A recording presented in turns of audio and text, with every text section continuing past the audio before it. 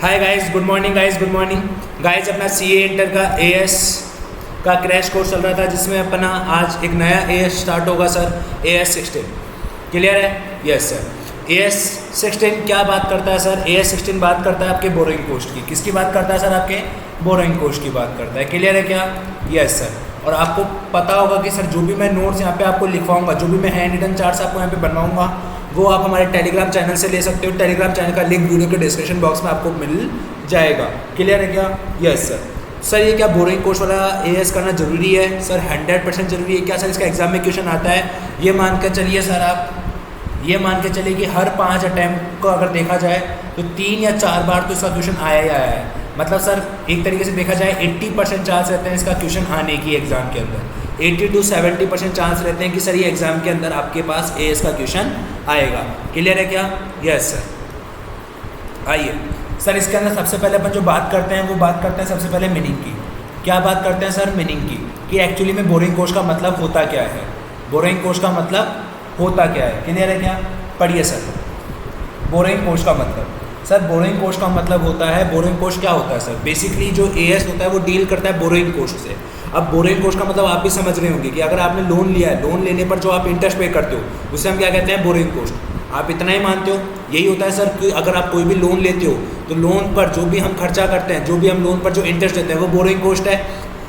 अगर आप ओनली सिर्फ इतना सा ही मतलब जानते हो तो सर आप गलत सोचते हो। ऐसा क्यों सर? क्योंकि बोरोइंग कॉस्ट का मतलब ओनली इंटरेस्ट नहीं होता, इट इंक्लूड्स, ये इंक्लूड करता है सर, बहुत सारी चीज़ें इंक्लूड करता है। पहला इंटरेस्ट, इंटरेस्ट कॉस्ट तो इंक्लूड करेगा ही करेगा, प्लस सर जो भी एक्सपेंडिचर होते हैं in connection with the borrowing, in connection with borrowing, borrowing के साथ जो भी कनेक्शन होते हैं, जो बोरोइंग के कनेक्शन में जो भी खर्चे होते हैं सर, लाइक जैसे प्रोसेसिंग फ़ीस दिया आपने, आपको बैंक से लोन नहीं मिल रहा था, उसके लिए आपने क्या करा सर? प्रोसेसिंग फ़ीस दी, तो वो भी क्या माना जाएगा? आपका बोरोइंग कॉस्ट माना जाएगा। मतलब सर रेजिंग करते हुए फंड को, यस सर, मतलब वाइल रेजिंग करते हुए फंड, मतलब जब आप फंड रेज कर रहे हो तो उस समय जितना भी सर आपका खर्चा होगा उससे हम क्या मानेंगे सर? बोरोइंग कॉस्ट मानेंगे।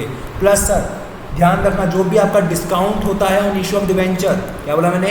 डिस्काउंट जो होता है ऑन इशू ऑफ डिवेंचर, जब आप डिवेंचर को डिस्काउंट पर इशू करते हो तो जो डिस्काउंट होता है वो भी आपका क्या माना जाता है सर? बोरोइंग कॉस्ट का पार्ट माना जाता है। समझ में आया या नहीं आया? सर यहाँ पे डिवेंचर का मतलब बॉन्ड भी है, ध्यान से सुन लेना सर। क्लियर है क्या? Yes sir. तो सर कहने का मतलब क्या हो गया? कहने का मतलब हो गया borrowing cost only interest cost नहीं होती। पता है सर आपको अभी तक क्या लगता था? अभी तक आपको लगता था कि जब बोरोइंग कॉस्ट है, जो ये मैं बोरोइंग कॉस्ट बोल रहा हूँ, इस बोरोइंग कॉस्ट का मतलब होता है ओनली इंटरेस्ट, जबकि सर ऐसा नहीं है। बोरोइंग कॉस्ट में आपके सारे इंटरेस्ट के साथ साथ जो भी आपने फंड रेज करते समय जो भी आपने खर्चा करा है वो भी आपका बोरोइंग कॉस्ट होता है। प्लस जो भी आपने डिबेंचर या बॉन्ड इशू करा है तो इशू करते समय जो भी आपका डिस्काउंट होगा वो भी सर आपका क्या माना जाएगा? बोरोइंग कॉस्ट का पार्ट माना जाएगा। बताइए सर समझ में आया या नहीं आया? लॉजिक क्लियर हुआ या नहीं हुआ? समझ में आया क्या? यस सर, लॉजिक क्लियर है। Point number second sir, point number second, point number second पे आइए सर।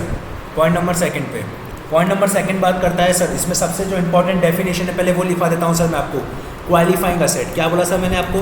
क्वालिफाइंग असेट क्या होती है? आपको सबसे पहले ये समझ में आना चाहिए, सबसे पहले आपको समझ में आना चाहिए कि बोरोइंग कॉस्ट क्या होती है, जो कि अभी अपन ने समझ लिया कि भाई बोरोइंग कॉस्ट मतलब जो भी इंटरेस्ट कॉस्ट होती है, जो भी आपका एक्सपेंडिचर होता है in connection with the issue of the fund, या फिर जो भी आपका डिस्काउंट और इशू ऑफ डिबेंचर होता है या बॉन्ड होता है, वो सब आपका क्या माना जाता है सर? बोरोइंग कॉस्ट माना जाता है। मतलब जो भी आप लोन प्रोसेसिंग फीस दे रहे हो वो भी क्या आपकी बोरोइंग कॉस्ट होगी? यस सर, वो भी आपकी बोरोइंग कॉस्ट होगी। तो सर अब अपन को दूसरी जो टर्मिनोलॉजी जो है वो इस एएस के अंदर जो अपन को समझनी है वो है सर क्वालिफाइंग असेट। वो क्या है सर? आपकी क्वालिफाइंग असेट। तो हम समझेंगे सर आपकी क्वालिफाइंग असेट क्या होती है। तो सर क्वालिफाइंग असेट का मतलब होता है सर वो असेट, क्या बोला था मैंने? Those asset, qualifying asset means those assets which takes, जो लेते हैं सर, क्या लेते हैं? विच टेक्स सब्सटेंशियल, क्या बोला सर मैंने? Substantial time period, substantial time period of getting up ready, sir ready होने में फॉर इट्स इंटेंटेड यूज़ के लिए। सर कहने का मतलब क्या हुआ? कहने का मतलब ये हुआ कि सर क्वालिफाइंग असेट का मतलब वो होता है कि वो असेट्स जो कि सब्सटेंशियल टाइम पीरियड लेते हैं, काय के लिए, अपने इंटेंटेड यूज़ के लिए रेडी होने के लिए। सर उनका इंटेंटेड यूज़ क्या है, उनका इंटेंटेड यूज़ क्या है, बहुत तगड़ा फोकस करना सर, बहुत तगड़ा सुनना सर, इस पर इतने सारे मैं आपको क्लैरिफिकेशन दूंगा ना सर, आपको बहुत मज़ा आएगा। सर सबसे पहले तो आपके दिमाग में सबसे बड़ा डाउट ये आया होगा कि सर सब्सटेंशियल टाइम पीरियड का मतलब क्या होता है। सर देखिए, सब्सटेंशियल टाइम पीरियड को कहीं भी एएस में डिफाइन नहीं किया गया, बट लेकिन जो हमारा सर आईसीआई है, जो हमारा सर आईसीआई है, वो क्या क्लैरिफिकेशन है, क्या वो क्लैरिफिकेशन लेता है, वो मैं बता देता हूँ सर आपको, एक सेकंड। आईसीआई की क्लैरिफिकेशन ये है कि सर सब्सटेंशियल टाइम पीरियड का मतलब क्या बोला सर मैंने, सब्सटेंशियल जो टाइम पीरियड होता है, सब्सटेंशियल टाइम पीरियड का मतलब होता है equals to 12 month, more than 12 month. क्या बोला सर मैंने, मोर देन 12 मंथ। क्या बोला सर मैंने, मोर देन 12 मंथ। मतलब सर अगर कोई असेट है जिसको बनने के लिए, जिसको बनने में, क्या में सर, बनने में, जिसको अपने जैसा, जिस तरीके से हम उसको यूज़ करना चाहते हैं उस तरीके का होने में जिसको 12 महीने से ज़्यादा टाइम लगता है, जिसको 12 महीने से ज़्यादा टाइम लगता है, हम उसे क्या कहते हैं सर, क्वालिफाइंग असेट कहते हैं। समझ में आया क्या? Yes sir. अब आपको दूसरी क्लैरिफिकेशन सर कि ये इंटेंटेड यूज़ का मतलब क्या है सर, इसको समझाइए। इंटेंटेड यूज़ का मतलब क्या है सर, इसको समझाइए। तो आइए मैं यहाँ पे समझाता हूँ आपको इंटेंटेड यूज़, दूसरी क्लैरिफिकेशन।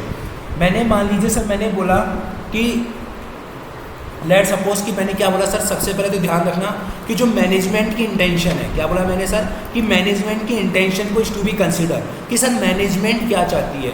अगर मैनेजमेंट चाहती है कि इस असेट को ऐसे यूज़ किया जाएगा तो हम उसके इंटेंशन को ही कंसिडर करेंगे।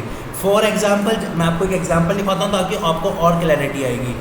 मान लीजिए sir asset A and B है सर, मैंने सर सुनना बहुत अच्छा एग्जाम्पल लिखवा रहा हूँ, असेट ए एंड बी, ठीक है। दो असेट है सर आपके पास, बोथ आर इंडिपेंडेंट, दोनों क्या है सर, इंडिपेंडेंट है, एक दूसरे के ऊपर डिपेंडेंट नहीं है, दोनों इंटरडिपेंडेंट है। मतलब सर दोनों क्या है, एक दूसरे के ऊपर इंटरडिपेंडेंट है, मतलब एक दूसरे के बिना वो वर्क नहीं कर सकती है, दोनों क्या है, इंटरडिपेंडेंट है। क्लियर है क्या? Yes sir. आगे लिखा हुआ है सर क्या, कि विदाउट ए, क्या बोला सर मैंने, विदाउट ए के बिना B can not be used, B को आप यूज़ ही नहीं कर सकते। मैंने बोला सर ए के बिना बी को यूज़ ही नहीं कर सकते। तो सर तो ध्यान रखना sir, A and B both are qualifying asset, sir both are qualifying asset, sir both are qualifying asset. Irrespective, क्या बोला सर मैंने, इररेस्पेक्टिव वन ऑफ देम, उनमें से कोई एक, one of them does not fulfill qualifying asset criteria। क्या sir आपने क्या बोला, समझ में नहीं आया सर। ये बहुत बढ़िया एग्जांपल दिया है सर मैंने, सीरियसली ये एग्जांपल सर जिस बंदे को समझा ना उसकी लाइफ जिंगा लाला।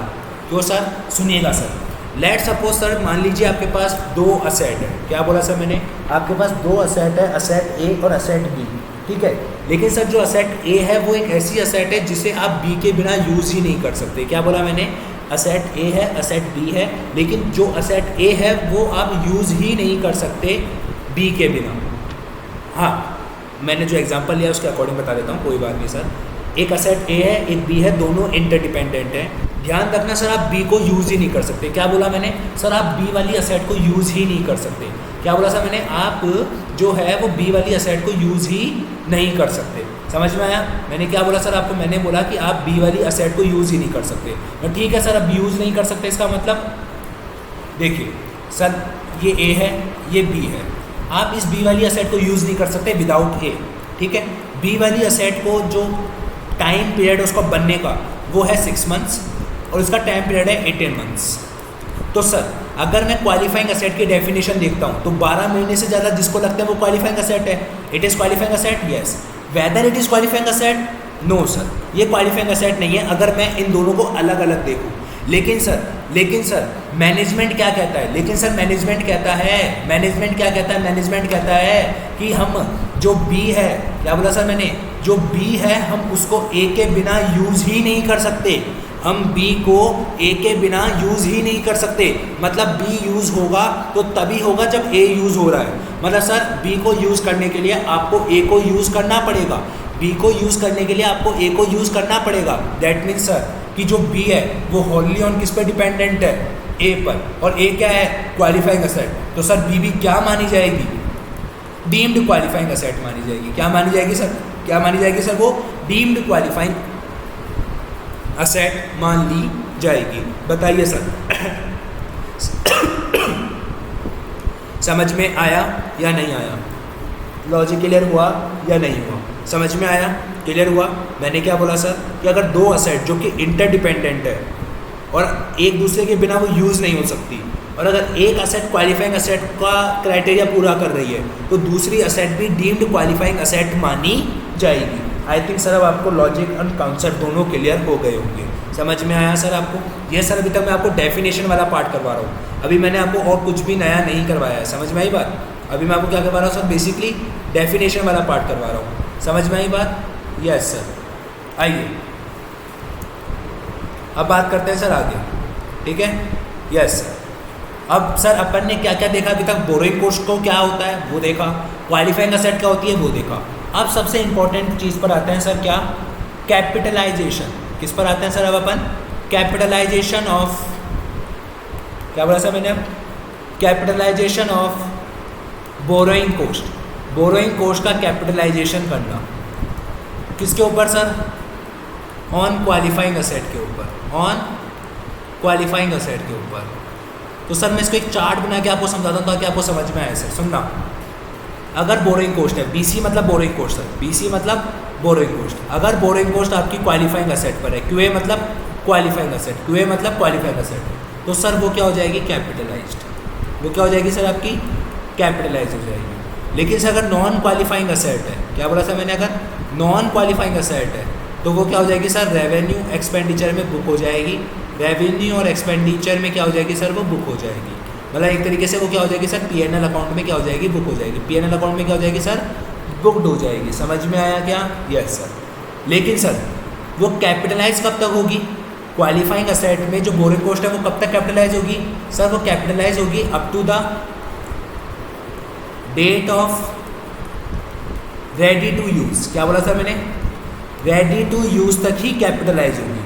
मतलब जिस दिन मेरे को लगा कि ये मशीनरी रेडी हो गई है यूज़ करने के लिए, उस दिन के बाद का जितना भी इंटरेस्ट का खर्चा होगा वो सब मैं क्या कर दूंगा सर, पीएनएल अकाउंट में राइट ऑफ कर दूंगा। समझ में आया क्या, यस सर। मतलब आफ्टर आरओयू, मतलब after ready to use, after ready to use के बाद का, आफ्टर रेडी टू यूज़ के बाद का जो भी खर्चा होगा, आफ्टर रेडी टू यूज़ के बाद का जो भी खर्चा होगा वो आप क्या करोगे सर, पीएनएल अकाउंट में डेबिट कर दोगे, मतलब बुक कर दोगे।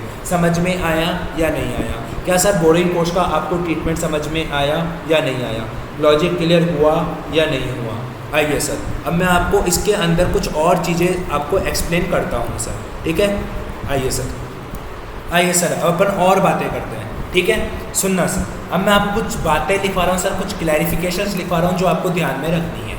क्या ध्यान में रखनी है सर, कुछ क्लैरिफिकेशन है जिससे आपका आईसीआई का क्वेश्चन बन सकता है। पहली चीज़ सर क्या, कि वंस बीसी बोले तो सर बोरोइंग कॉस्ट याद होगा, yes sir. Once borrowing cost is debited to PNL, अगर आपकी एक बार बोरोइंग कॉस्ट डेबिट हो गई है पीएनएल में तो सर ध्यान रखना, नेवर एवर, कभी भी नहीं, जिंदगी में कभी भी नहीं, नेवर एवर कैपिटलाइज, उसको आप फिर कभी भी कैपिटलाइज नहीं कर सकते हो। क्लियर है क्या, यस सर।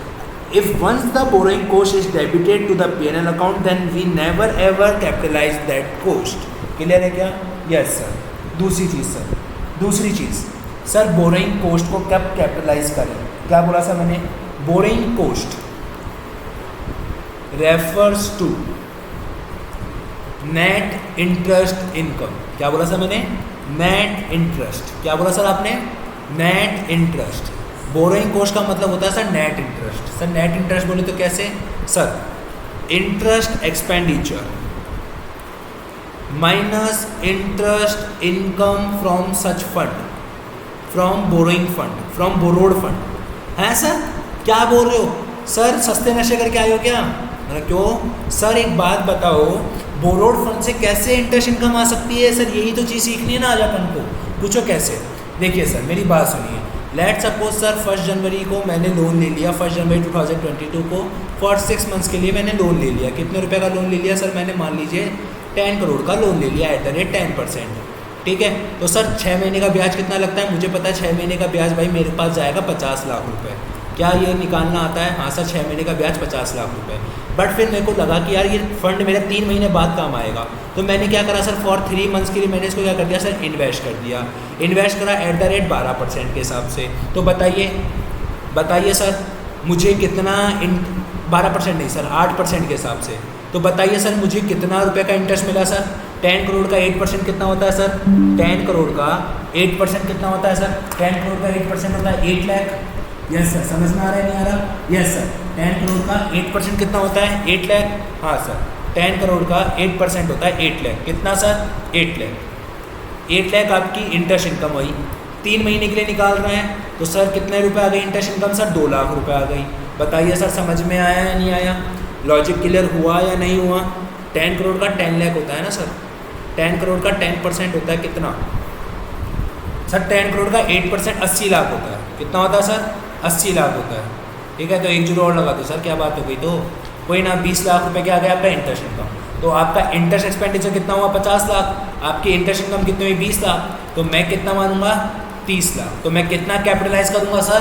30 लाख कैपिटलाइज करूंगा। समझ में आया या नहीं आया? लॉजिक क्लियर हुआ या नहीं हुआ? समझ में आई चीज़? Yes sir. आगे बात करते हैं सर अपन। ठीक है, यस सर। आगे देखिए, आगे देखिए सर। अब आगे आता है सर अपने अगला क्लैरिफिकेशन जो आता है वो आपको लिखना है सर क्या? बट ध्यान रखना sir, but capitalisation of interest income. क्या बोला सर मैंने? Capitalisation of borrowing cost. Borrowing cost का कैपिटलाइजेशन ध्यान रखना, कैन नॉट बी, ज़्यादा नहीं हो सकता है, more than its actual cost, its actual interest cost. इसकी एक्चुअल जो इंटरेस्ट की कॉस्ट है उससे ज़्यादा नहीं हो सकता। लेट्स, समझ में आया? Yes sir. मतलब सर आप इतना कैपिटलाइज नहीं कर सकते जितना तो उसकी एक्चुअल में इंटरेस्ट कॉस्ट थी नहीं। लेट्स सपोज मान लीजिए सर आपका जो एक्चुअल जो इंटरेस्ट कॉस्ट था AIC वो था 50 लाख, लेकिन सर आपने का जो बोरिंग कॉस्ट जो आपने कैपिटलाइज कर दिया, जो आपने कैपिटलाइज करा वो करा sir 60 lakh. How can this possible? It is not possible ना? Yes sir. तो ध्यान रखना, बोरिंग कॉस्ट आप कितना कैपिटलाइज कर सकते हो? Up to actual interest cost तक। जितनी उसकी एक्चुअल इंटरेस्ट कॉस्ट है आप उतने तक ही अपनी बोरिंग कॉस्ट को कैपिटलाइज कर सकते हो। मतलब 50 लाख तक ही आप कैपिटलाइज कर सकते हो। आगे सर अगला पॉइंट जो आपको ध्यान में रखना सर क्लैरिफिकेशन में, इन केस ऑफ NRV। क्या बोला सर मैंने? इन केस ऑफ, 2 टाइप के केस होते हैं सर आपके। क्या बोला सर मैंने? आपके 2 टाइप के केस होते हैं।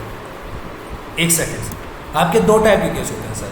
एक होता है सर इन्वेंट्री का केस, अगर मैं इन्वेंट्री की बात करूँ तो, और दूसरा होता है अदर देन इन्वेंट्री, अगर मैं इन्वेंट्री के अलावा की बात करूँ। तो सर क्या मेरी इन्वेंट्री भी क्वालिफाइंग असेट हो सकती है क्या? यस सर, क्यों नहीं हो सकती? अगर वो क्वालिफाइंग असेट है तो उसका इंटरेस्ट भी उसकी कॉस्ट में ऐड होगा। Yes sir. अगर जो मैं कैपिटलाइजेशन करूँगा ना सर बोरिंग कॉस्ट का, ध्यान रखना सर, वो can not be more than, वो ज़्यादा नहीं होना चाहिए किससे? उसकी NRV से। उसकी NRV से सर ज़्यादा नहीं होना चाहिए उसकी बोरिंग कॉस्ट का कैपिटलाइजेशन। मान लीजिए उसकी NRV है 25 लाख, तो आप 25 लाख रुपए तक का ही कैपिटलाइजेशन कर सकते हो बोरिंग कॉस्ट का। मतलब सर उसकी NRV से ज़्यादा आप कैपिटलाइजेशन नहीं कर सकते बोरिंग कॉस्ट का। लेकिन सर अगर मैं बात करता हूँ अदर देन इन्वेंट्री की, तो ध्यान रखना सर, इसके अंदर जो कैपिटलाइजेशन होगा बोरिंग कॉस्ट का, वो मैंने क्या बोला? वो मैंने बोला सर कैन नॉट बी, क्या बोला सर मैंने? Can not be more than it's recoverable amount, it's recoverable amount. जो इसका रिकवरेबल अमाउंट है उससे ज़्यादा आप क्या नहीं कर सकते सर? इन्वेंट्री के अलावा जितने के भी रिकवरेबल अमाउंट होते हैं उनसे ज़्यादा आप क्या नहीं कर सकते सर? बोरिंग कॉस्ट को कैपिटलाइज नहीं कर सकते हो। समझ में आई क्या बात? बताइए सर, लॉजिक क्लियर हुआ क्या? समझ में आया या नहीं आया आपको? लॉजिक क्लियर हुआ या नहीं हुआ? समझ में आया या नहीं आया? क्लियर है क्या? Yes sir. ये थे सर कुछ क्लैरिफिकेशन जो सर आपको ध्यान में रखने पड़ेंगे एग्जाम टाइम के लिए कि सर बोरिंग कोर्स का क्या करते हैं, क्वालिफाइंग असेट होगा तो कैपिटलाइज करेंगे, नॉन क्वालिफाइंग असेट होगा तो P&L से डेबिट करेंगे। क्वालिफाइंग असेट में भी रेडी टू यूज़ तक ही अपन क्या करेंगे, कैपिटलाइज करेंगे, उसके बाद अपन उसको P&L में डालेंगे। फिर उसके बाद सर एक बार अगर आपने P&L में डाल दी तो वो वापस कभी भी कैपिटलाइज नहीं हो सकती। दूसरा क्लैरिफिकेशन मैंने लिखा है कि सर जो बोरिंग कॉस्ट है उसका मतलब होता है नेट इंटरेस्ट, मतलब जो इंटरेस्ट आप एक्सपेंडिचर हो और जो आपका इंटरेस्ट इनकम होगा बोरोड फंड से वो आप नेट करके ही कैपिटलाइज करोगे। उसके बाद मैंने आपको बताया कि सर जो कैपिटलाइजेशन होता है बोरिंग कॉस्ट का वो उसकी एक्चुअल इंटरेस्ट कॉस्ट से ज़्यादा नहीं होता है। फिर मैंने आपको बताया सर अगर इन्वेंट्री का केस है तो आप बोरिंग कॉस्ट को इतना कैपिटलाइज कर सकते हो मैक्स टू मैक्स इसकी NRV तक। अदर देन इन्वेंट्री मतलब जो इन्वेंट्री नहीं है अगर उसका केस है तो आप उसकी बोरिंग कॉस्ट को कहाँ तक कैपिटलाइज कर सकते हो, उसके रिकवरेबल अमाउंट तक। क्लियर है क्या?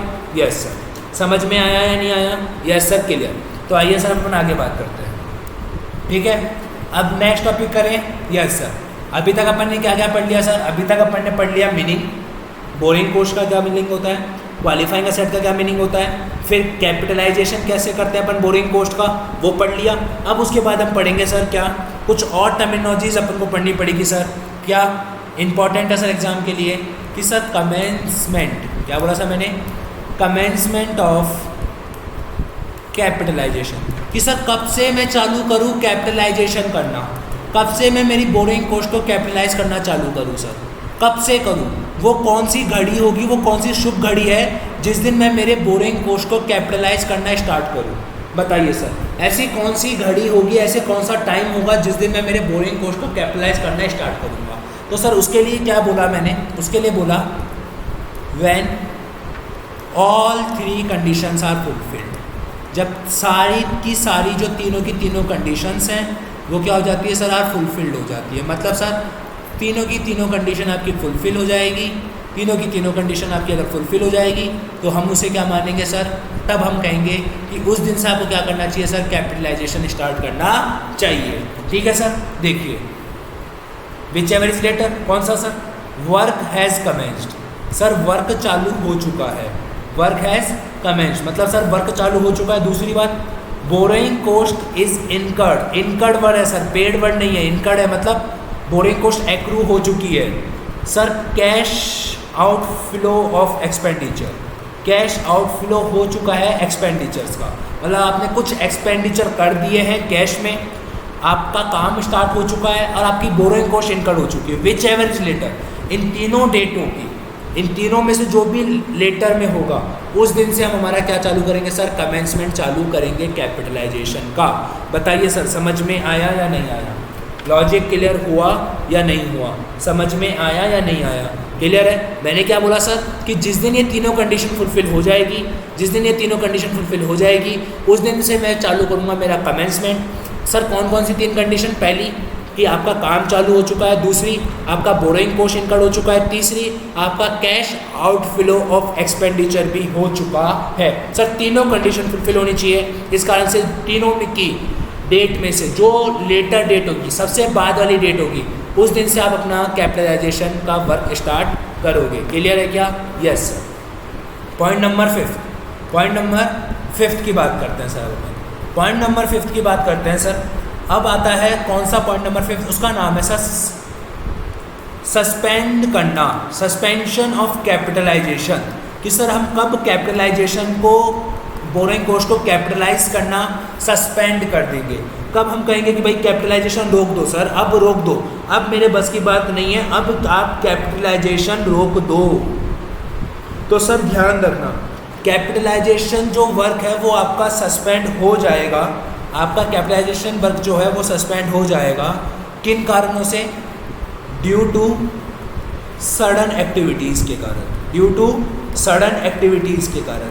अगर ये सडन एक्टिविटीज़ होती है सर, अगर ये सडन एक्टिविटीज़ होती है तो इस कारण से जो आपका सर कैपिटलाइजेशन का जो वर्क है वो क्या होगा सर, आपका कैपिटलाइजेशन का जो वर्क है वो क्या होगा सर, आपका कैपिटलाइजेशन का वर्क आपका सस्पेंड हो जाएगा।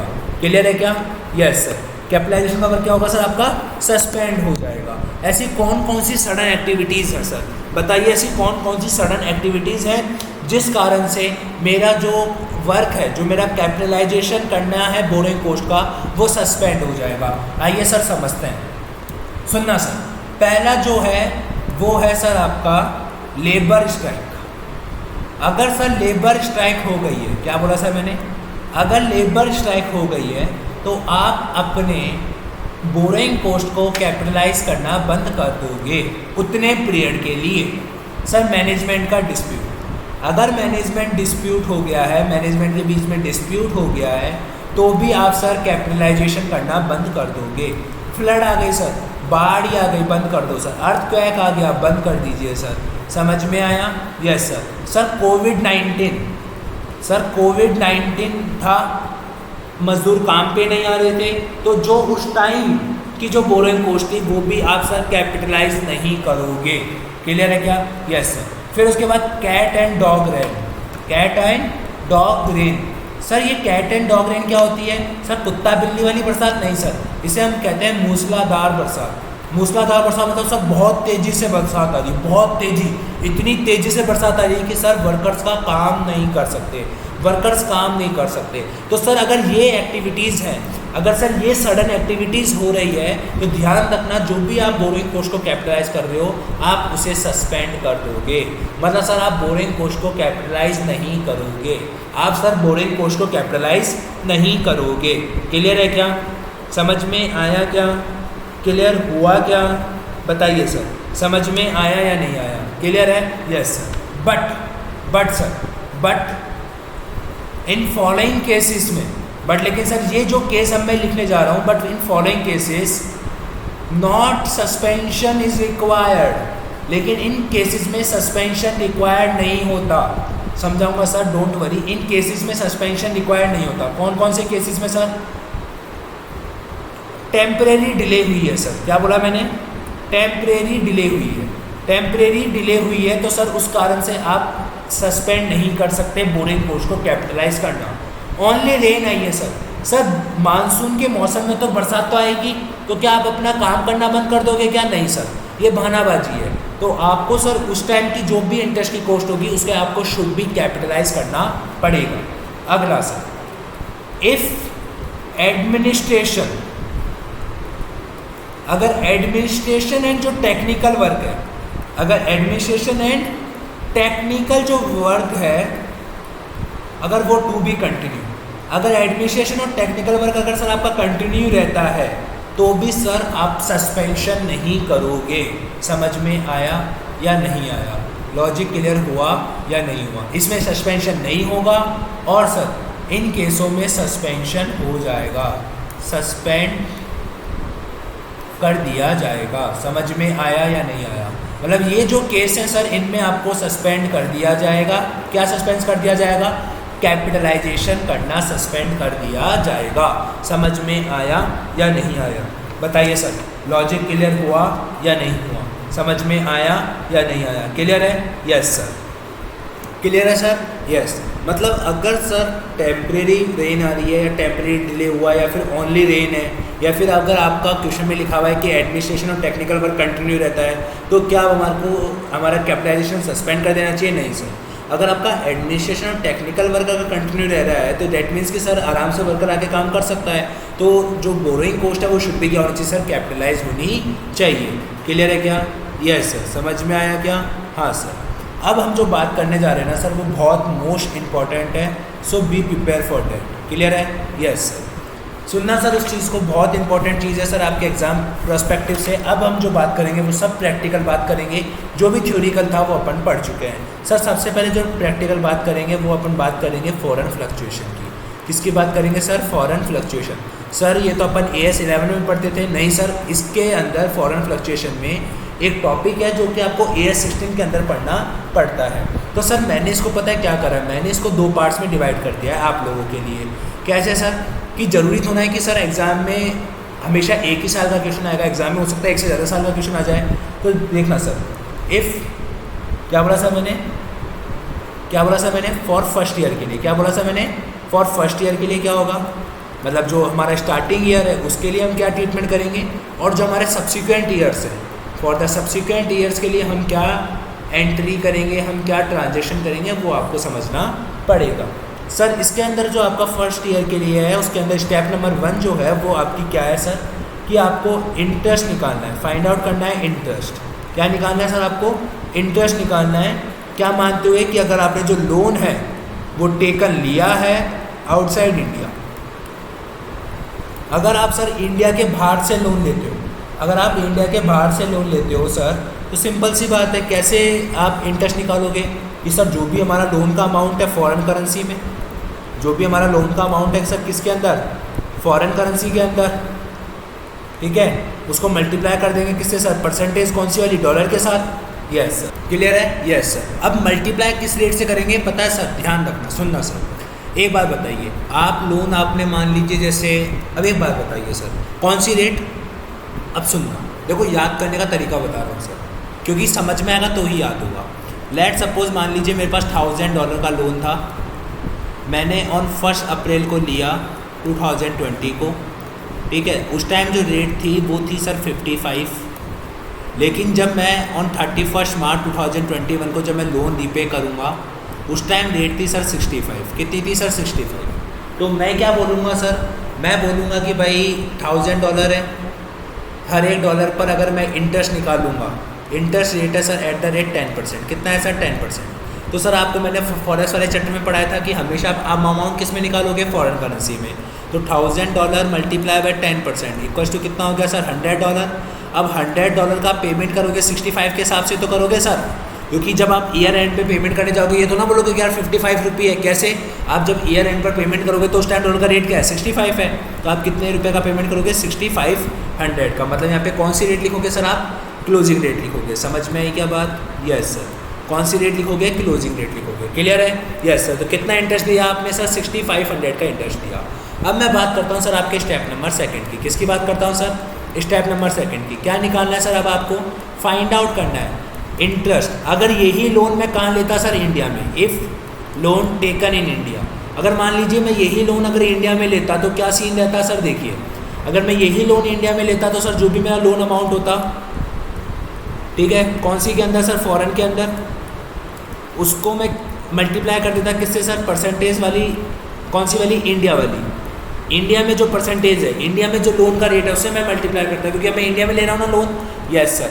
मल्टीप्लाई मैं किससे करता सर, ओपनिंग रेट से। मल्टीप्लाई मैं क्या करता सर, यहाँ पे ओपनिंग रेट, कैसे सर बताता हूँ सर। ये जो मैंने एग्जांपल लिया इसको अपन कंसिडर करते हैं, ठीक है सर। अगर मैं $1000 का लोन लेता, मैं इंडिया में लेता, तो सर $1000, एग्जाम्पल बता रहा हूँ सर, $1000 इंटू 55 ओपनिंग रेट, मतलब मैं 55,000 रुपये का क्या लेता सर, एक तरीके से मैं 55,000 रुपये का लोन लेता, यस सर। और जो इंटरेस्ट रेट है, लेट सपोज मान लीजिए उसकी इंटरेस्ट रेट है 12%, कितनी है सर, 12% है, यस सर। तो 55,000 का 12% कितना होता है सर, 55,000 का 12% डेट इक्वल्स टू 6600, कितना होता है सर, 6600 आपका क्या आ जाता है सर। अगर मैं इंडिया में लोन लेता तो मुझे 6600 का पेमेंट करना पड़ता, और अगर मैं आउटसाइड इंडिया लोन ले रहा हूँ तो मेरे को 6500 का पेमेंट करना पड़ रहा है। अब मैं बात करता हूँ सर स्टेप नंबर 3 की, स्टेप नंबर 3 की सर। अब मैं क्या फाइंड आउट करूँगा, अब मैं फाइंड आउट करूँगा फॉरेन फ्लक्चुएशंस। क्या फाइंड आउट करूँगा सर, अब मैं फॉरेन फ्लक्चुएशंस को फाइंड आउट करूँगा कि भाई फॉरेन फ्लक्चुएशन कैसे हैं, मैं उनको फाइंड आउट करता हूँ। तो मैंने फॉर्मूला क्या बताया सर आपको, ओपनिंग रेट। क्या बताया सर मैंने कि भैया ओपनिंग रेट कितनी थी और क्लोजिंग रेट का डिफरेंस क्या है, ठीक है, और मल्टीप्लाई कर देंगे फॉरेन लोन अमाउंट को। किस अमाउंट को सर, फॉरेन का जो लोन अमाउंट है आप उसको क्या कर दोगे, मल्टीप्लाई कर दोगे। समझ में आया। अगर ये सर आपका नेगेटिव है, अगर if it is negative, if it is negative, यदि अगर ये नेगेटिव है दैट मीन्स कि सर ये क्या माना जाएगा, आपका फॉरेन लॉस माना जाएगा। क्या माना जाएगा सर, ये फॉरेन लॉस माना जाएगा। और सर आपको ही पता है अगर ये फॉरेन लॉस होगा, सुनना सर, अगर अब ये फॉरेन लॉस होगा तो इसको मैं 2 टुकड़ों में बांटूंगा, ए पार्ट और बी पार्ट। सुनना सर, ए पार्ट और B part. I think sir आपको ये पता है मैं स्टेप्स को लिखवा रहा हूँ, ये स्टेप्स इतनी अप्रोचेबल है ना सर कि कैसा भी क्वेश्चन आ जाए आपसे गलत नहीं होगा। और जिन बच्चों को स्टेप्स पता नहीं होती ना सर, उनका एग्जाम में क्वेश्चन गलत हो जाता है, क्योंकि वो इधर उधर कर देते हैं ताकि अब उनका आंसर गलत हो जाता है। लेकिन आपको स्टेप्स पता होगी तो आप आराम से कर दोगे।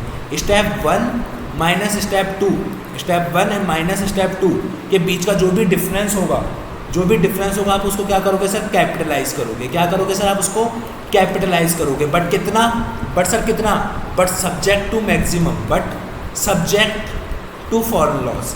बट फॉरेन लॉस से ज़्यादा आप क्या नहीं करोगे सर, कैपिटलाइज नहीं करोगे। समझ में आई क्या बात? Yes sir. बी में क्या बताया मैंने, जो टोटल फॉरेन लॉस है, जो टोटल फॉरेन लॉस है उसमें क्या माइनस कर दोगे, ए वाला फिगर जो भी आप कैपिटलाइज करोगे, बचा हुआ आप क्या बोलोगे सर कि इसको मैं राइट ऑफ करूँगा कहाँ पे सर, पीएनएल अकाउंट में डेबिट करके। सर एग्जांपल के साथ बताइए, समझ में नहीं आया। वही एग्जांपल अपन कंटिन्यू करते हैं जो अपन ने ले रखा है। ओपनिंग रेट कितनी है 55, क्लोजिंग रेट कितनी है 65, डॉलर का अमाउंट कितना है, कितना डॉलर लिया था अपन ने, $1000। ठीक है, देखिए सर फॉर्मूला क्या होता है, सुनना सर, फॉर्मूला क्या होता है, फॉर्मूला होता है सर, देखिए सर फॉर्मूला क्या होता है, फॉर्मूला होता है सर एक तरीके से, ओपनिंग कितना है 55, क्लोजिंग कितना है 65, मल्टीप्लाई बाय $1000, कितना हो गया सर ये, माइनस का 10,000 आ गया क्या? यस सर, माइनस का 10,000 मतलब फॉरेन लॉस है। यस सर, अब ये फॉरेन लॉस है तो सर इसके दो टुकड़े कर दूं मैं, ए पार्ट और बी पार्ट, क्योंकि नेगेटिव होता है लॉस होता है। स्टेप 1 और स्टेप 2 का डिफरेंस, स्टेप 1 और स्टेप 2 का डिफरेंस कितना है सर, स्टेप 1 और स्टेप 2 का डिफरेंस कितना है, स्टेप 1 और स्टेप 2 का डिफरेंस है सर 100 रुपये। कितना डिफरेंस है सर, 100 रुपये। तो सर जो 6600 माइनस जो 6500 है, जो 100 रुपये का डिफरेंस है वो क्या कर देंगे अपन, कैपिटलाइज कर देंगे। क्या कर देंगे सर, अपन उसको कैपिटलाइज कर देंगे। और सर बचावा जो है, बचावा कितना, 10,000 के लॉस में से 100 रुपये का कैपिटलाइज हो गया, तो बचावा 9900 रुपये का जो लॉस है, बचावा जो 9900 रुपये का लॉस है, हम उसे क्या करेंगे सर, पीएनएल अकाउंट में डेबिट कर देंगे। समझ में आई क्या बात? यस सर, क्लियर है सर? यस। तो जो भी अपना जो 9900 रुपये है वो हम क्या करेंगे सर, हमारे पीएनएल अकाउंट में डेबिट कर देंगे। समझ में आया क्या? Yes sir. कि भाई अपन को लॉस कितने का हुआ, अपन को एक तरीके से देखा जाए तो 10,000 रुपये का लॉस हो रहा है फॉरेन करेंसी में अगर अपन लोन लेते हैं तो, क्योंकि अपन ने पहले 55 रुपये में लोन लिया था, वो 65 हो गया, मतलब 10,000 का लॉस हो गया। अब 10,000 का लॉस हो गया तो सर उसके अंदर अपन क्या करेंगे, जो अपना अगर मैं इंडिया में लोन लेता और जो आउटसाइड लोन लेता उसके जो भी इंटरेस्ट का डिफरेंस है तो उसको तो मैं कैपिटलाइज कर दूंगा। बट कैपिटलाइज करते समय ध्यान रखना कि सर फॉरेन लॉस से ज़्यादा आप कैपिटलाइज नहीं करोगे। तो 100 रुपये तो फॉरेन लॉस से कम ही है, क्योंकि फॉरेन लॉस तो 10,000 का है, तो 100 रुपये तो आप कैपिटलाइज कर दोगे, बच गया 9900 रुपये, आप उसको क्या करोगे सर, पीएनएल अकाउंट में डेबिट कर दोगे। समझ में आया क्या? Yes sir. अब लास्ट स्टेप नंबर 4, लास्ट मैंने बोला सर स्टेप नंबर 4 कि आपका टोटल बोरोइंग कॉस्ट कितनी होगी। अब मैं बोलता हूँ सर कि सर आपकी टोटल बोरोइंग कॉस्ट कितनी होगी, तो मैं क्या बोलूँगा सर कि जो भी आपका स्टेप नंबर 1 है प्लस जो भी आपका स्टेप नंबर 3 का ए है, 3 का ए, वो आपकी टोटल बोरिंग कॉस्ट होगी। सर फॉर एग्जांपल अगर मैं इस क्वेश्चन की बात करता हूँ तो 6500 प्लस आपका 100 रुपये, टोटल कितना रुपये आप कैपिटलाइज करोगे सर, 6600 रुपये आप क्या करोगे सर, कैपिटलाइज करोगे। कितना रुपये कैपिटलाइज करोगे सर आप, 6600 रुपये कैपिटलाइज करोगे। बताइए सर समझ में आया या नहीं आया? एक एग्जाम्पल के थ्रू सर मैंने आपको ये स्टेप्स लिखवाई है ताकि सर आपको ध्यान रहेगा, और ये स्टेप्स ऐसे स्टेप्स है सर कि आपको अब कॉन्सेप्चुअल क्लैरिटी आई होगी, सारी चीज़ें अब आपको समझ में आ गई होगी। समझ में आया? Yes sir. अब मैं बात करता हूँ मेरे नेक्स्ट ईयर की, किसकी बात करता हूँ सर, मेरे सेकंड ईयर की बात करता हूँ। सर किसकी बात करता हूँ, मेरे सेकंड ईयर की बात करता हूँ। सुनना सर, अगर मैं मेरे सेकंड ईयर की बात करूँगा, क्या बोला सर मैं, अगर मैं मेरे सेकंड ईयर की बात करता हूँ तो क्या होगा, मान लीजिए अगर मैं इसी क्वेश्चन को कंटिन्यू करता हूँ, इसी क्वेश्चन को कंटिन्यू करता हूँ, और लेट सपोज सर, सुनना सर, अब फोकस पे करना सर, फोकस करना इधर। अब सब्सिक्वेंट ईयर का नीचे बता दूँ, नहीं तो फिर सर आपके नोट्स कट जाएंगे, वो आपके पीडीएफ में नहीं आएगा। तो आइए सर, अब मैं यहाँ पे आपको सब्सिक्वेंट ईयर्स का बताता हूँ कि अगर सब्सिक्वेंट ईयर्स में क्या होता। अगर मैं सब्सिक्वेंट ईयर्स की बात करता तो सब्सिक्वेंट ईयर्स में क्या होता। लेट सपोज सर अगर मैं इसी एग्जाम्पल को कंटिन्यू करता हूँ, इसी एग्जाम्पल को कंटिन्यू करता हूँ 31 मार्च 2022 को। अब 31 मार्च 2022 को जो मेरी डॉलर की रेट थी वो कितनी हो गई सर, पहले 55 थी, पहले 55 थी, ठीक है, फर्स्ट, फिर 65 हुई। अब मान लीजिए वो कितनी हो जाती है सर, 68। कितनी हो जाती है सर, 68 हो जाती है $1 की रेट। तो अब बताइए आप क्या करोगे सर। अब एक बार ध्यान रखना सर, सुनना मेरी बात को, बहुत ही लॉजिकल है सर, सुनना। स्टेप नंबर 1 क्या बोला सर मैंने, स्टेप नंबर 1 सेम आपको वही करना है जो आप करते थे, मतलब फाइंड आउट करना है आपको इंटरेस्ट। क्या निकालना है सर, आपको वही इंटरेस्ट निकालना है। क्या निकालना है सर, इंटरेस्ट निकालना है। इफ़ लोन आउटसाइड, यदि मैं लोन आउटसाइड लेता तो इंटरेस्ट क्या निकलता, तो क्या होता है सर फॉर्मूला, लोन का अमाउंट इन डॉलर जो भी डॉलर के अंदर है मल्टीप्लाई बाय जो भी आपकी क्लोजिंग रेट है, क्लोजिंग रेट कितनी है 68, मल्टीप्लाई बाय जो भी आपका परसेंटेज है। क्लियर है? Yes sir. लोन का अमाउंट कितना था? $1000 था, क्लोजिंग रेट 68 थी और परसेंटेज 10% थी। Yes sir. तो कितना आ गया आपके पास? 6800 रुपये का आपके पास लोन का अमाउंट आ गया। स्टेप नंबर 2 क्या करते थे सर? अपन इंडियन इंटरेस्ट निकालते थे। यहाँ पे वो not applicable sir second years में एप्लीकेबल क्यों नहीं होगी? क्योंकि हमारे को ओनली वो फर्स्ट ईयर के अंदर देखना पड़ता है कि क्या अगर हम सर वही लोन हम फर्स्ट ईयर के अंदर वही लोन अगर अपन इंडिया में लेते तो क्या इंटरेस्ट आता, वो सिर्फ हमारे को फर्स्ट ईयर के अंदर ही करना पड़ता है। सब्सिक्वेंट ईयर्स के अंदर अपन इंडियन करेंसी में इंटरेस्ट नहीं निकालते हैं। क्लियर है क्या? समझ में आया या नहीं आया? लॉजिक क्लियर हुआ या नहीं हुआ? समझ में आया या नहीं आया? क्लियर है क्या? Yes sir. इस कारण से सर आपके ICAI ने अभी तक आपसे ओनली फर्स्ट ईयर की अकाउंटिंग पूछता है।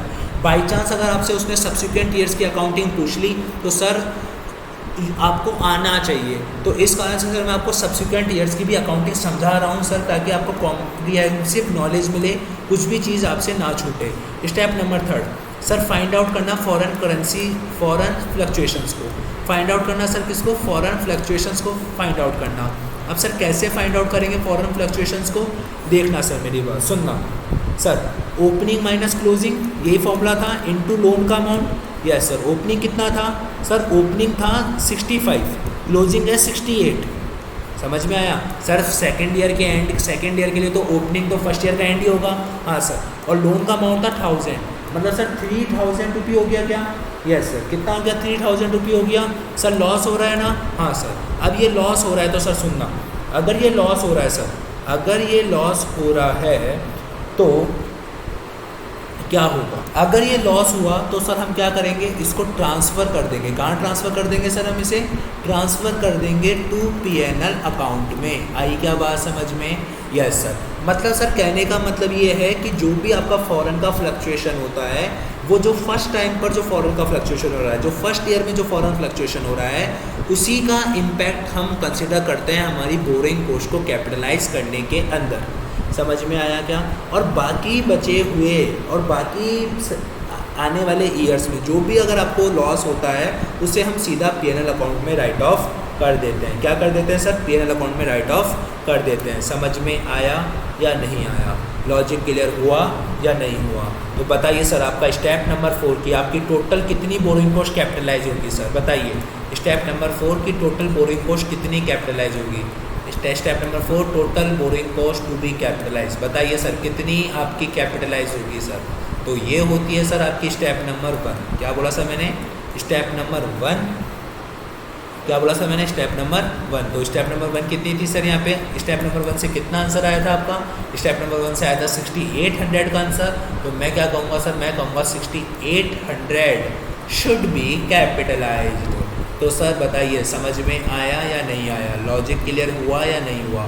तो सर AS ये कहता है, जो आपका AS 16 है, वो ये कहता है कि सर सब्सिक्वेंट ईयर्स के अंदर ना तो आपको इंडियन इंटरेस्ट निकालना है, ना ही आपको सर कैपिटलाइज करना है फॉरेन लॉस को।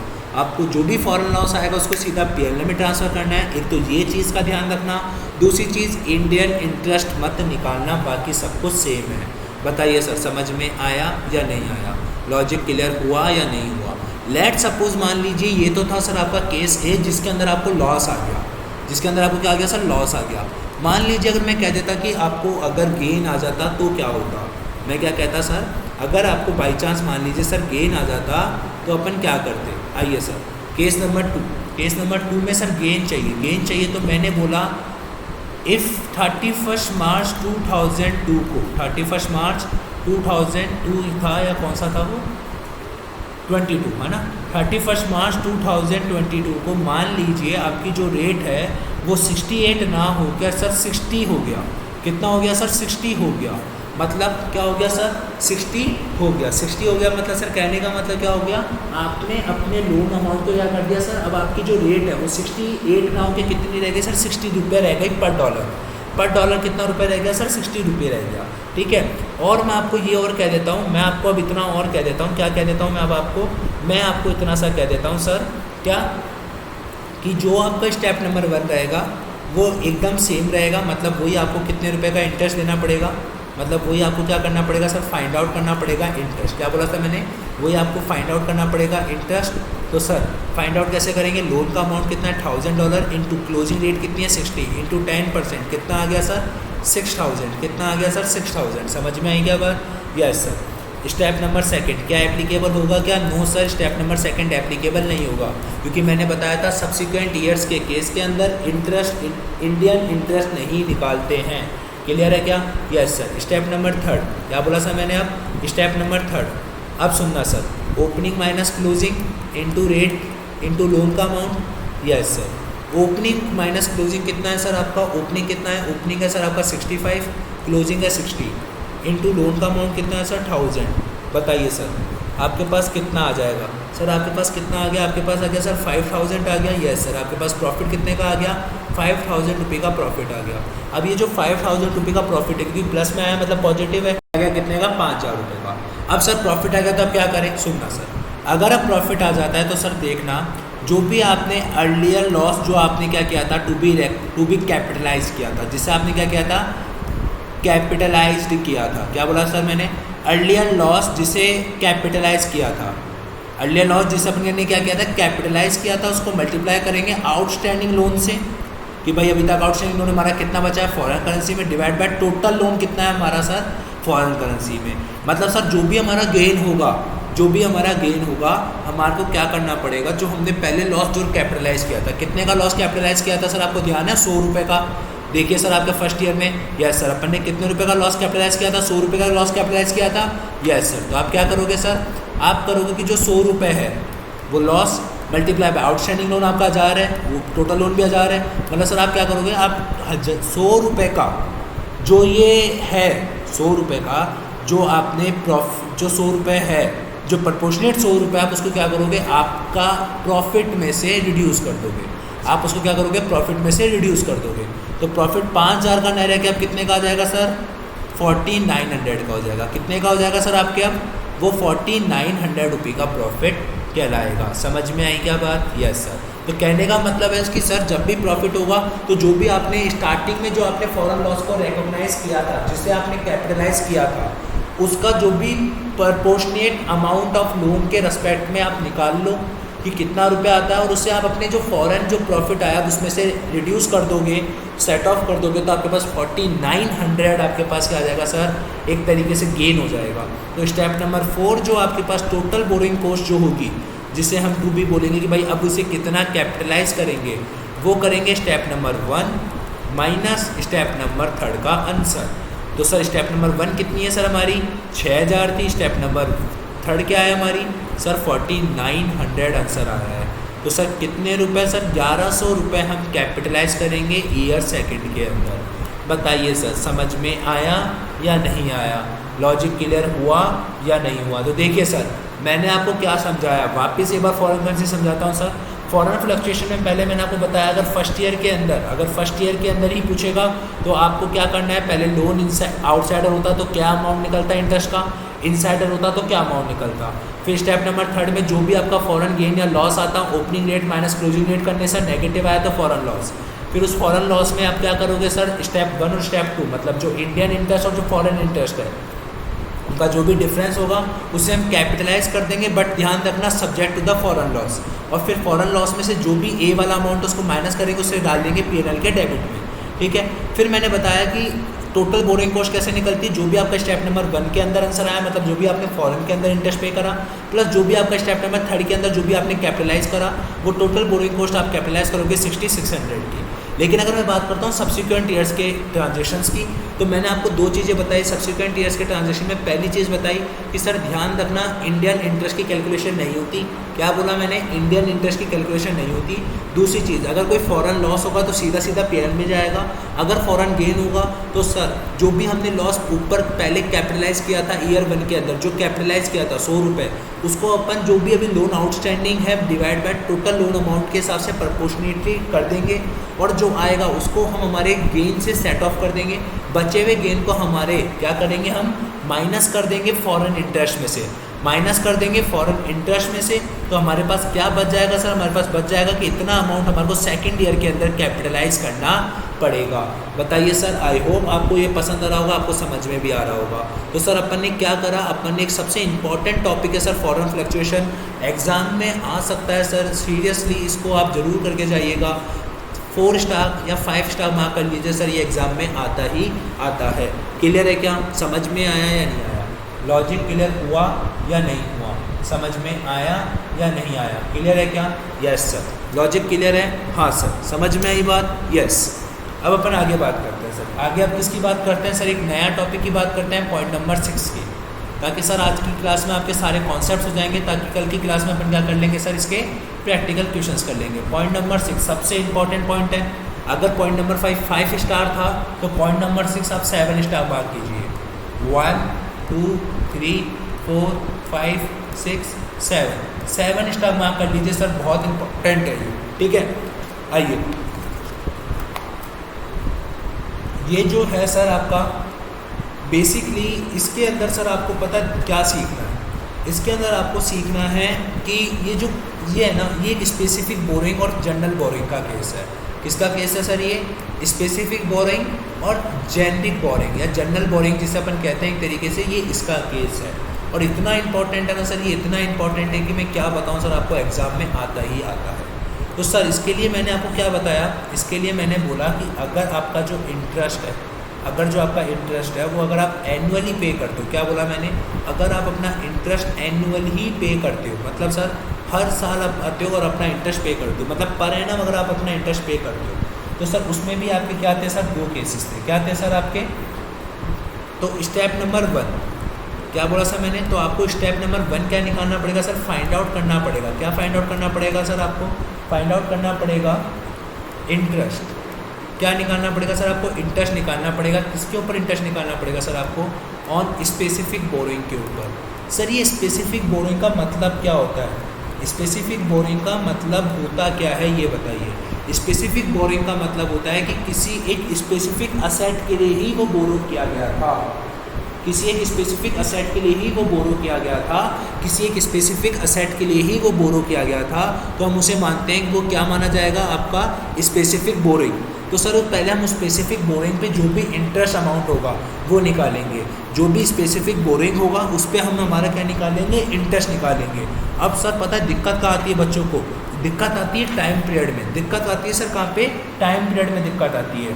तो कहाँ से कहाँ तक निकालेंगे sir? From the date of commencement. Sir date of commencement, sir ये कब पढ़ाया आपने हमारे को? डेट ऑफ कमेंसमेंट तो पढ़ाया ही नहीं। कमेंसमेंट की जो डेट होगी, ठीक है, से लेकर कहाँ तक? Date of ready to use तक। क्या सर ये दोनों वर्ड्स मैं आपको समझा चुका हूँ क्या? रेडी टू यूज़ और date of commencement. Yes sir, date of commencement में जब वो तीनों कंडीशन फुलफिल हो जाती है और रेडी टू यूज़ तक का अपन क्या निकालते हैं सर? स्पेसिफिक बोरिंग के ऊपर हम क्या निकालते हैं? इंटरेस्ट निकालते हैं स्टेप नंबर 1 में। देखिए सर आपको बताया था मैंने, कमेंसमेंट जब ये तीनों कंडीशन आपकी क्या हो जाती है सर? फुलफिल हो जाती है। क्लियर है क्या? Yes sir. क्या ये लॉजिक क्लियर हुआ आपको? समझ में आया स्टेप नंबर 1?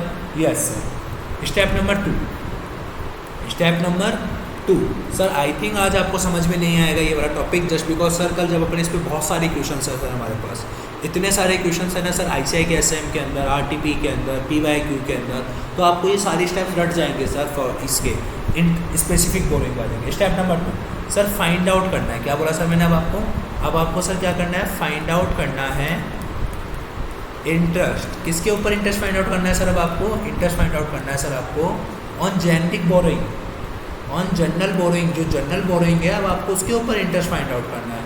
समझ में आई बात? Yes sir. अब वो इंटरेस्ट जो आप फाइंड आउट करोगे वो कहाँ से कहाँ तक करोगे sir? From date of issue. Sir issue से लेकर कब तक का sir? To till year end. जो भी हमारा जब ईयर एंड हो जाएगा तब तक का हमारे को क्या निकालना पड़ेगा? तब तक का हमारे को क्या निकालना पड़ेगा सर? इंटरेस्ट निकालना पड़ेगा। किसके ऊपर सर? हमारी उन जनरल बोरिंग के ऊपर। मतलब सर जनरल बोरिंग के ऊपर हमारी इशू डेट से लेकर, क्या बोला सर मैंने? जनरल बोरिंग के अंदर हमारी इशू डेट से लेकर जनरल बोरिंग के अंदर हमारी इशू डेट से लेकर टिल ईयर एंड तक का जो भी हमारा इंटरेस्ट होगा वो हमारे को क्या करना पड़ेगा सर, कैलकुलेट करना पड़ेगा। समझ में आई या नहीं आई बात? लॉजिक क्लियर हुआ या नहीं हुआ? समझ में आया? Yes sir. स्टेप नंबर 3 क्या बात करता हूँ सर मैं अब आपके स्टेप नंबर 3 की बात करता हूँ, ठीक है? Yes sir. स्टेप नंबर 3 क्या कहता है सर? स्टेप नंबर 3 कहता है कि आपको क्या निकालना है सर, फाइंड आउट। आपको क्या फाइंड आउट करना है सर? आपको फाइंड आउट करना है क्या सर? आपको फाइंड आउट करना है weighted average of outstanding general borrowing. जो जनरल बोरिंग आउटस्टैंडिंग है हमारे को उसका क्या निकालना पड़ेगा, वेटेड एवरेज निकालना पड़ेगा। अब वेटेड एवरेज निकलता है कैसे है सर?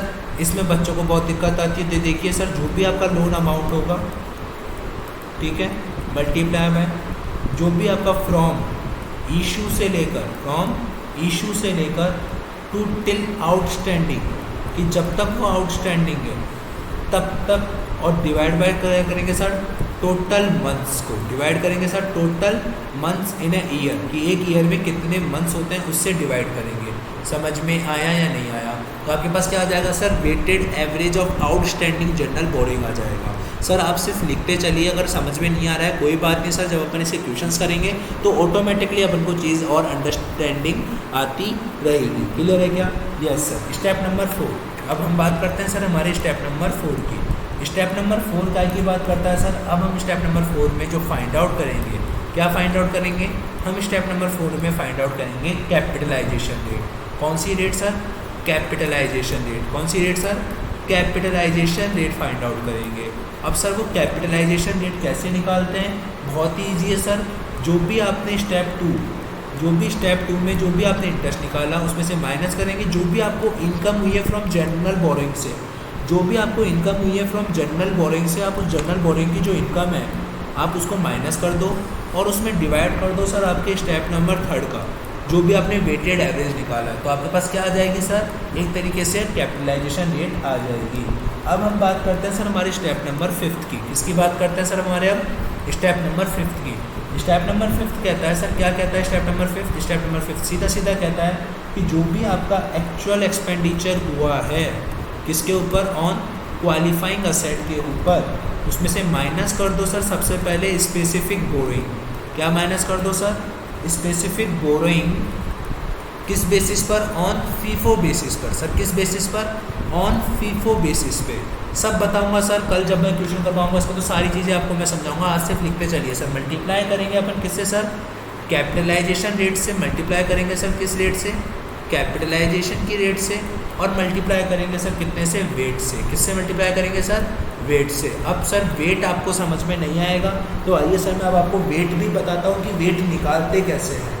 आइए सर मैं अब आपको बताता हूँ वेट कैसे निकालते हैं। तो इधर सर जो वेट होता है उसका जो मतलब होता है वो होता है from date of expenditure. From date of expenditure, expenditure की डेट से। एक्सपेंडिचर की डेट से सर कब से लेकर? एक्सपेंडिचर की डेट से लेकर रेडी टू यूज़ तक। कब तक सर? रेडी टू यूज़ तक। जिस दिन वो मशीनरी हमारी बनके तैयार हो गई है वहाँ तक का जो भी टाइम पीरियड है उस टाइम पीरियड को हम क्या कहते हैं सर? वेट कहते हैं। और डिवाइड कर देते हैं सर हमारे 12 से। किससे डिवाइड कर देते हैं सर? 12 से डिवाइड कर देते हैं तो हमारे पास क्या आ जाता है सर? हमारे पास आ जाता है वेट। क्या आ जाता है सर? हमारे पास वेट आ जाता है। समझ में आई या नहीं आई बात? लॉजिक क्लियर हुआ क्या? Yes sir. समझ में आया क्या? हाँ सर। अब बात करते हैं सर हमारे स्टेप नंबर 6 की, that is your last step. इसके अंदर हम क्या करते हैं सर? जो भी हमारी स्टेप नंबर 1 है, जो भी हमारी स्टेप नंबर 1 है उसमें से हम माइनस करते हैं हमारी जो भी इनकम होती है फ्रॉम स्पेसिफिक बोरोइंग। जो भी हमारी इनकम होती है किससे सर? स्पेसिफिक बोरोइंग से, ठीक है। और जो भी हमारा स्टेप नंबर 5 आया, जो भी हमारा स्टेप नंबर 5 आया है, जो भी हमारा स्टेप नंबर 5 आया है हम उसको जोड़ देते हैं तो हमारे पास ये जो तीनों चीज़ें आती है इसके कॉम्बिनेशन को कहते हैं हम क्या सर? बोरोइंग कॉस्ट जो टू बी कैपिटलाइज की जाएगी। बोरोइंग कॉस्ट जो टू बी क्या की जाएगी सर? टू बी कैपिटलाइज की जाएगी। बताइए सर समझ में आया या नहीं आया? ये क्या 6 स्टेप का मॉडल आपको क्लियर हुआ क्या सर? और ये बहुत इंपॉर्टेंट है सर आपके एग्ज़ाम पर्पज़ के लिए। सो मैंने इसको आपको यहाँ पे कवर करवाने की कोशिश करी है। बताइए सर, आपको समझ में आया या नहीं आया? मतलब सर अगर आपका इंटरेस्ट एनुअली पे हो रहा है तो आपको क्या करना पड़ेगा सर? आपको स्पेसिफिक बोरिंग पर इंटरेस्ट कैलकुलेट करना पड़ेगा, कमेंसमेंट डेट से लेकर रेडी टू यूज़ तक। जनरल बोरिंग पे भी इंटरेस्ट निकालना पड़ेगा इशू से लेकर ईयर एंड तक, ठीक है। वेटेड एवरेज निकालना पड़ेगा आउटस्टैंडिंग जनरल बोरिंग्स का। कैसे निकालेंगे? Loan amount multiply by from issue to till outstanding divide by total months in a year. फिर सर कैपिटलाइजेशन रेट भी निकालेंगे स्टेप सेकंड में से। जो भी जनरल बोरिंग की जो भी इंटरेस्ट कोस्ट है उसमें से इंटरेस्ट इनकम माइनस कर देंगे जनरल बोरिंग का, डिवाइड करेंगे weighted average of outstanding general borrowing से, तो आपके पास कैपिटलाइजेशन रेट आ जाएगी। सर स्टेप नंबर 5 में हम क्या करेंगे? जो भी आपका एक्चुअल एक्सपेंडिचर है क्वालिफाइंग असेट पर, माइनस करेंगे जो भी specific boring on FIFO basis पर, ठीक है। मल्टीप्लाई करेंगे कैपिटलाइजेशन रेट को और मल्टीप्लाई करेंगे वेट को, और वेट का मतलब होता है सर यहाँ पे एक्सपेंडिचर से लेकर रेडी टू यूज़ तक का, डिवाइड कर देंगे 12 से। और सर स्टेप नंबर 6 जो होता है, जो आपका स्टेप नंबर 1 होता है, उसमें से आप क्या माइनस करोगे सर? आप उसमें से क्या माइनस करोगे सर? आप माइनस करोगे जो भी आपकी इनकम हुई है फ्रॉम स्पेसिफिक बोरिंग से, और जो भी आपको स्टेप नंबर 5 में जो भी आपका खर्चा आया आप उसको ऐड कर दोगे, तो आपके पास आ जाएगा सर बोरिंग कोस्ट, जिससे मैं क्या करूँगा टू बी कैपिटलाइज किया जाएगा। समझ में आया या नहीं आया? लॉजिक क्लियर हुआ या नहीं हुआ? समझ में आया या नहीं आया? क्लियर है? Yes sir. तो सर यही था हमारा क्या, यही था सर हमारा छोटा सा AS16 जो हमने पूरे कॉन्सेप्ट नोट्स के साथ ख़त्म किया। इसके नोट्स आपको हमारे टेलीग्राम चैनल पे मिल जाएंगे। टेलीग्राम चैनल का लिंक वीडियो के डिस्क्रिप्शन बॉक्स में मिल जाएगा। और सर अब हम हमारी नेक्स्ट क्लास में करेंगे AS16 से रिलेटेड जितने भी प्रैक्टिकल क्वेश्चन हैं आपके स्टडी मटेरियल में, RTPs में और PYQs में, हम उनको हमारी अगली क्लास में डन करेंगे। तो सर जो भी हमारे चैनल पे नया है please subscribe the channel and press the bell icon so that आपके पास लेटेस्ट नोटिफिकेशंस आ सकें और आप समय पर टाइम पर अपनी वीडियोस कंप्लीट कर सकें। So sir bye bye, tata, love you sir, bye bye.